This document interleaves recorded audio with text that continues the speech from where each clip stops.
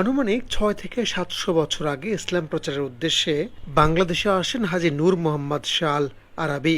সঙ্গে আনেন একটি কালো পাথর, যেই পাথরে নবীজির পায়ের ছাপ আছে বলে বিশ্বাস করা হয়। সেই থেকে আজ পর্যন্ত নারায়ণগঞ্জে নবীগঞ্জে সেই পাথরটি সংরক্ষণ করা আছে, যা কদম রসুল দরগা নামে পরিচিত। ইতিহাসের খোঁজের এই পর্বে আমরা জানব কদম রসুল দরগা সম্পর্কে। আশা করি ভিডিওটি আপনাদের ভালো লাগবে। আমার ঠিক পেছনেই সেই পবিত্র পাথরটি। এটা হচ্ছে নবীজির হযরত ইসলামের ডান পায়ের পদচিহ্ন। এক এক মানুষ এক এক আকাঙ্ক্ষা, এক এক ইচ্ছা নিয়ে তারা আসে এবং দয়াল নবীজির উসিলায় আল্লাহ পাকের কাছে চায়। আল্লাহ পাক নবীজির মাধ্যমে নির্ধারণ করে দিছে, আল্লাহ পাক যে তুমি ওখানে যাও, গিয়ে আমার ইসলামের দিন ইসলামের প্রচার করো। তার আসছে দেখেই আজকের এই জনপদ মুসলমান হয়েছে।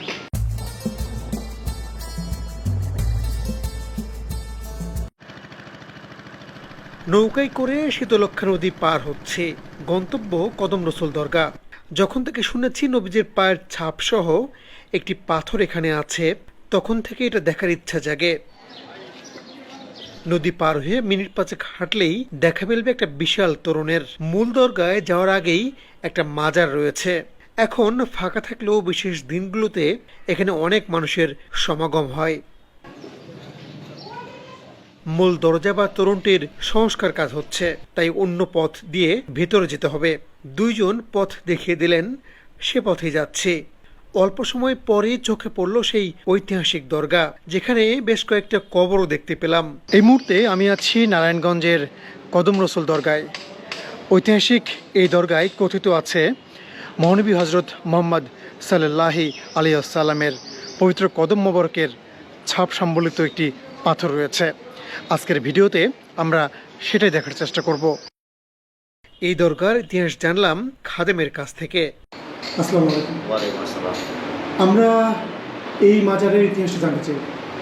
এটা হচ্ছে আপনার নারায়ণগঞ্জ জেলার অধীন বন্দর থানা, নবীগঞ্জ এই গ্রামের নাম। নবীগঞ্জ মানে নবীর শহর। এখানে আজ থেকে প্রায় ৬০০ বছর আগে, ৬ থেকে ৭০০ বছর আগে হাজী নূর মোহাম্মদ শাহ আল আরাবী উনি এবং ওনার সঙ্গী সাথী ইসলাম প্রচার করার উদ্দেশ্যে আমাদের এখানে আসছিলেন এবং সাথে করে আমাদের নবীজির পায়ের কদম, ডান পায়ের পদচিহ্ন এখানে নিয়ে আসছিলেন, স্থাপন করছিলেন। সেই থেকেই যা এই দরবার শরীফের নাম কদম রসুল। কদম মানে পা, রসুল রসুলের পা মোবারক। তখন থেকে এটা এখন এখানে আছে, তখন থেকে এটা এখন এখানে স্থাপিত আছে। এবং এটা আমরা বাৎসরিকভাবে উরুস মাহফিল পালন করি ঈদে মিলাদুন্নবী উপলক্ষে 12ই রবিউল আউয়াল। আমরা না 4 দিন ব্যাপী হয়। 10ই রবিউল আউয়াল থেকে 13ই রবিউল আউয়াল পর্যন্ত আমরা এখানে উরুস মুবারক পালন করি। মিলাদ মাহফিল হয়, ওয়াজ মাহফিল হয় এবং গিলাপ চড়ানো হয়, গোসল হয়, এভাবে আমরা, এবং সিনি নামাজ হয়।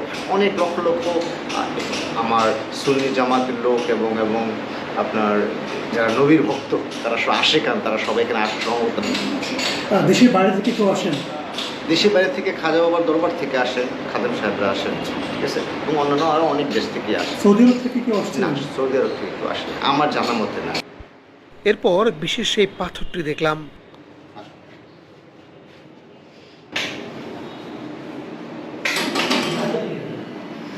এটা হচ্ছে নবীজির হযরত ইসলামের ডান পায়ের পদচিহ্ন। আসসালাতু ওয়াসসালামু আলাইকা ইয়া রাসূলুল্লাহ, আসসালাতু ওয়াসসালামু আলাইকা ইয়া হাবিবাল্লাহ। এভাবে নবীর দরবারে দুরূদ শরীফ হচ্ছে নবীর দরবারে সালাম। একটা ঘরের মধ্যে কাচের ভেতরে রাখা হয়েছে পাথরটি, যেখানে পায়ের ছাপ স্পষ্ট বোঝা যাচ্ছে। তবে এটা নবীজির পায়ের ছাপই কিনা সে বিষয়ে মতভেদ রয়েছে। সে বিষয়ে আলাপ তুলতে চাই না, এটা একান্তই তাদের বিশ্বাসের বিষয়। এইটা কিসের উপরে আছে এখন পাথর?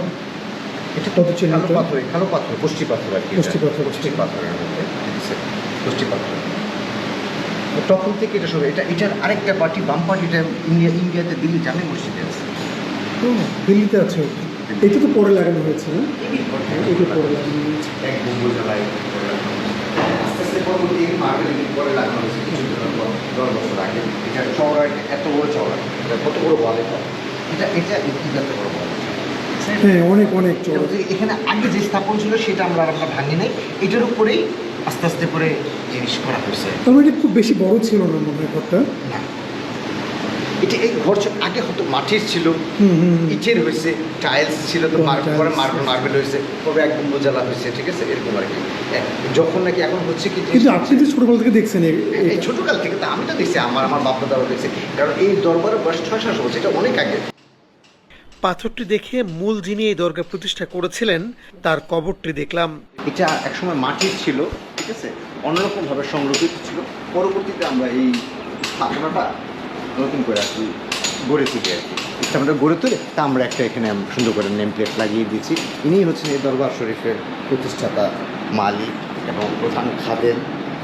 ইনি এবং ওনার সঙ্গী সাথী যারা আছে এখানে, যারা এখানে সাহিত্য আছে, ইনি তো আমাদের দেশের না না ইয়েমেন থেকে। আচ্ছা, উনি আসছিলেন? হ্যাঁ, এই জন্য ওনার নাম হাজী নূর মোহাম্মদ আল আরাবি, ঠিক আছে, ইনি নিয়ে আসছিলেন।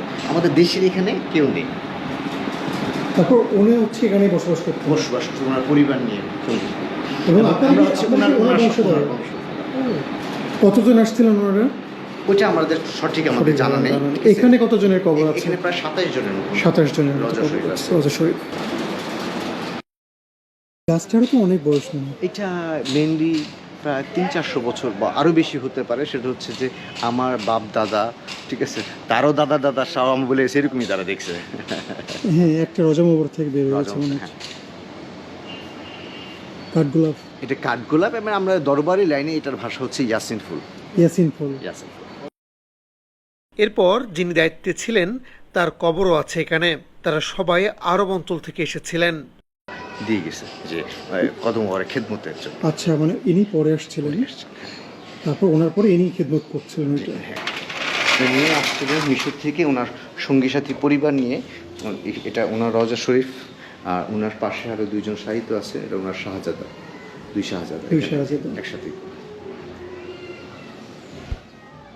প্রতি সপ্তাহে আমরা 7 দিন করে এখানে সময় দিই, এটা সেবা যত্ন খেদমত করি আর কি। মানে 7 দিন আপনি এখানে 7 থাকবেন? দিন আমি এখানে থাকবো, এখানে থেকে এটার খেদমত করবো, পুরো দরবারের দায়িত্ব আর কি আচ্ছা। আমার কাছে আর কি থাকবে।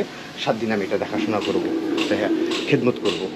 এখানে আরেকজন বাবা জান আছে, বাবা হযরত কামাল শাহ, ঠিক আছে, উনিও পরবর্তীতে আসছেন এই কদম ওয়ারা খেদমত করার জন্য। একটা 1 গম্বুজ মসজিদও আছে, সেটাও দেখে নিলাম। যদিও বর্তমানে সেই মসজিদ সংস্কার করে বড় করা হয়েছে। এই জায়গাতেই কেন মানে ওনারা আসছিলেন? এটি হচ্ছে আল্লাহর সবচেয়ে মারফত লেখলা। যেমন খাজা বাবাকে পাঠাইছে সুলতানে হিন্দ করে, আজমির শরীফ কেন গেছে, তাকে ওখানে পাঠানো হয়েছে। এই জগৎটাই আলাদা। এই জগতে নবীর দরবার থেকে, অলি দরবার থেকে যেখানে পাঠানো হয় যে তুমি ওইখানে যাও, ওইখানে গিয়ে ইসলাম প্রচার করো।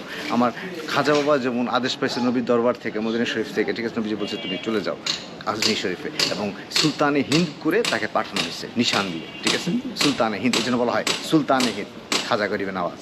রুহানি জগতে যেটা বললাম যে এখানে কেন, সেটা হচ্ছে যে জায়গা থেকে পাবে, টিকিট পাবে, যে জায়গায় বলা হবে যে তুমি ওই জায়গায় যাও, ঠিক ওখানেই সে যাবে এবং ওখানে সে আসবে। যার যার পয়েন্ট আল্লাহ পাক নবীজির মাধ্যমে নির্ধারণ করে দিচ্ছে। আল্লাহ পাক যে তুমি ওখানে যাও, গিয়ে আমার ইসলামের দিন, ইসলামের প্রচার করো। তার আসছে দেখেই আজকের এই জনপদ মুসলমান হয়েছে। ঢাকা থেকে খুব সহজে এখানে আসা যায়। প্রথমে আপনাকে আসতে হবে নারায়ণগঞ্জে, হাজীগঞ্জ ঘাট থেকে নৌকায় করে পার হতে হবে, এবং তারপর যে কাউকে বললে দেখে দেবে এই কদম রসুল দরগা। ভিডিওটি ভালো লাগলে আমার ফেসবুক পেজটি ফলো দিয়ে রাখবেন। একই সঙ্গে আমার ইউটিউব চ্যানেলটি সাবস্ক্রাইব করতে পারেন। ধন্যবাদ।